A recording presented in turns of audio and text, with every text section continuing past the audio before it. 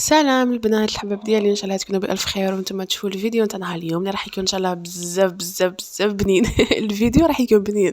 حنشارك معكم وصفه ولا حلوه الروشي بزاف بنينه ودارت ترند في الريزو سوسيو. يلا بينا مباشره نعملوها مع بعض بحشوتين بزاف بنانين واقتصاديين في نفس الوقت. يلا بينا.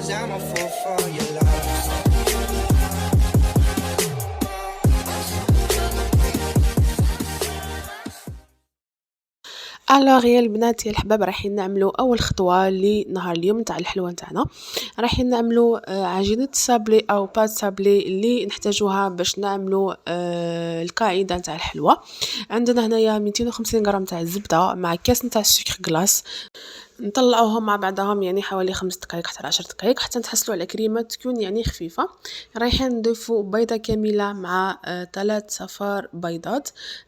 ونطلعوه حتى يتجانس هذاك البيض مع السكر والزبده. رايحين نزيدو نضيفوا كاس نتاع نشاء الذره اللي هي لا مايزينا، طبعا سكر غلاس ولا مايزينا يكونوا قد بعضهم، نفس المقدار او نفس الكميه. من بعد رايحين نضيفوا المكونات اللي نزيدو موراهم. طبعا هاد العجينه تجي بزاف خفيفه وتجي مكرمشه وتقعد مكرمشه يعني حتى تخلص لكم الكميه نتاع هاد الحلوه وهي تقعد لكم مكرمشه، يعني ما تتنداش وما ترجعش طريه، تقعد مكرمشه.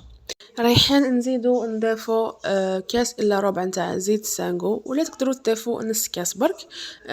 ما راحش تختلف يعني النتيجه. ونحطوه غير بالعقل ونطلعوه بهذه الطريقه. طبعا الفيديو راهو مسرع، الوغ نحطو هكذا بالعقل الزيت حتى نخلصو كامل الكميه اللي هي نص كاس ولا كاس الا ربع، يعني يكون شويه زايد على النص بهذا الشكل. طبعا كما دائما في الفيديوهات اللي نشاركها معكم نتاعي نقولكم اي حاجه تعملوها حلوه ولا صالي ولا تكونوا تحضروا في العجينه عفوا، لازم تهبطوا الحواف هكذاك يعني باش العجينه او باش الخليط كامل يتجانس مع بعضه. شوفوا ما شاء الله كيف جات الكريمه خفيفه، وبيان سور اللون راح يكون شويه فاتح. هنا رايحه نضيفوا حوالي 3 مغارف ولا 4 مغارف كبار كانوا هكذا بومبي نتاع الكاكاو الحلو طبعا ماشي المر. ونخلطو كما راكم تشوفوا هكذا. ومن بعد نضيفوا الفرينه ونضيفوا الخميره الكيميائيه اللي هي لا ليفيغ شيميك. عندنا هنايا كميه من الفرينه مع الكيس الاول نتاع الخميره الكيميائيه.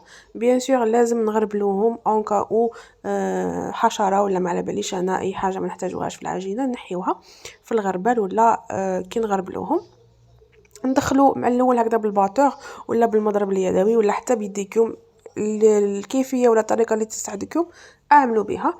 هنا بعد ما دخلت الكميه الاولى نتاع الفارينه راح نضيف الكميه الثانيه مع الكيس الثاني نتاع الخميره الكيميائيه وندخلوا. وما تنساوش رشه خفيفه نتاع الملح، هنا نسيت ما صورتهاش، حتى تحصلوا على هاد العجينه تكون طريه وتكون خفيفه. وبيان سور اكيد يعني ما تعجنوش العجينه نتاع الصابلي ولا نتاع الحلويات عامه، ما تتعجنش العجينه. نخليو العجينه تاعنا على جانب 5 دقائق ونروحوا نشعلوا الفور، نسخنوا الفرن تاعنا على درجه الحراره 180 درجه. ومن بعد نفتحوا العجينه على هذا السمك، ما تكونش خشينه وما تكونش رقيقه لانه الحبه رايحه تضاعف الحجم تاعها لما تنطبخ. فوالا هنا استعملت هذا الطابع ولا هذا المول ولا هذا القالب نتاع الحلوى اللي الشكل او الشكل اللي تحبوه استعملوه اختياري. انا استعملت هذه الدائره. وهذا مكان بعد ما تطيب لاباط صابلي ولا بعد ما يطيب الصابلي تاعنا نخليوه ينشف ولا نخليوه يبرد ونروحوا مباشرة نعملوا الحشوتين نتاعنا.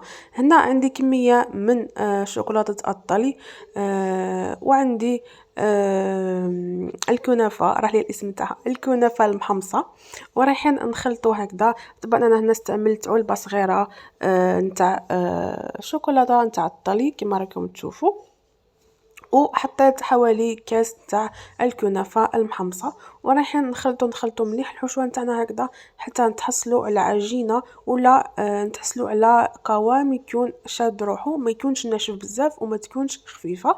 ونخليوها على جانب هكذا. نقعدوا نضيفوا غير بالعقل الكنافه المحمصه نتاعنا او قطايف محمصين حتى نتحصلوا للقوام اللي حابينه بهذا الشكل.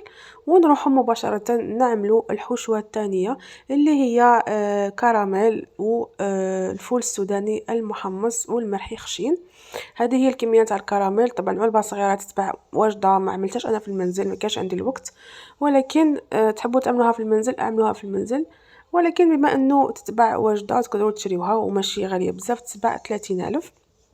رايحين نضيفو كميه من الفول السوداني اللي هو الكاوكاو. رايحين نحطو غير بالعكل، طبعا كنا حمصناه من قبل بدون قشر، و رحيناه في لاشواغ خشين، ما يكونش رقيق وما يكونش متوسط، يكون خشين شويه حتى نتحصلوا على عجينه تكون سهله الاستعمال بهذا الشكل. والخطوه اللي رايحين نعملوها ما قبل الاخيره، راح نجيبوا حبه نتاع الصابلي اللي عملناه من قبل، ونحطوا كميه قليله حوالي مغرف صغيره قهوه نتاع كل حشوه، ونخليوها على جنب. ومن بعد نقلاصيوها بالشوكولاته نتاع الكلاصاج. شوفوا هكذا رايح نجيبوا حبه نتاع الصابلي، شوفوا ما شاء الله جاو خفافين بزاف ومقرمشين وطايبين من تحت ومن الفوق.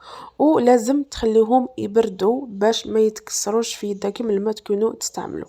هنا عندي شوكولا نتاع الكلاصاج كما راكم تشوفوا، ذوبتها على حمام مريم با ماغي، وحطيت حوالي مغرف كبيره نتاع زيت المائده وخلطتها. هنا شوفوا الخطوه هذه تحبوا تحطوا بزاف نتاع الحشوه، تحبوا تحطوا كميه شويه كما تحبوا على حساب الكميه اللي عملتوها نتاع الصابلي. كما راكم تشوفوا هكذا نعملوا كامل الصابلي نتاعنا بالحشوات هكذا. نحطوا مره بالشوكولا والكنافه ومره بالكراميل والكاكاوات ونخليوها على جانب. طبعا الشوكولا نتاع الكلاصاج ما تستعملوهاش وهي سخونه، خليوها يعني تاخد درجه حراره الغرفه، ومن بعد يعني كلاصيو بها الحبه نتاع الحلوى نتاع الروشي ديالكم. فوالا هنا عملت كميه معكم. طبعا لما تعملوا الكلاصاج حطوا هكذا ان ساشي اليمونتير ولا بابي كويسون اللي هو ورق الطاي فوق الصينيه نتاعكم باش ما تلتصقش الشوكولا لما تنشف. ورايحين نجيبوا الحبه نحطوها على اون فورشات سور اون فورشات هكذا، ونحطوا شوكولا كلاصاج بالمغرف هكذا. نعملوا طبطبه خفيفه في الكاسرونه ولا في الطبسيل اللي ذوبتوا فيه الشوكولا، وهذا مكان ونخليوها تنشف على الجانب. طبعا طريقة التزيين في الأخير كما تحبوا. أنا الحبة اللي فيها شوكولا والقطايف محمصين حطيت في الأخير من الفوق هكذا شوية نتاع قطايف باش نعرفوا الحشوة باللي فيها قطايف. أما الحشوة الثانية اللي هي بالكراميل والكاكاوات ولا بالفول السوداني ولا بالكاوكاو خليتها كما راهي فارغة من الفوق. وهذا ما كان كملت كامل الكميه وخليتهم ينشفوا على جانب ولا تجمد الشوكولا تاعي.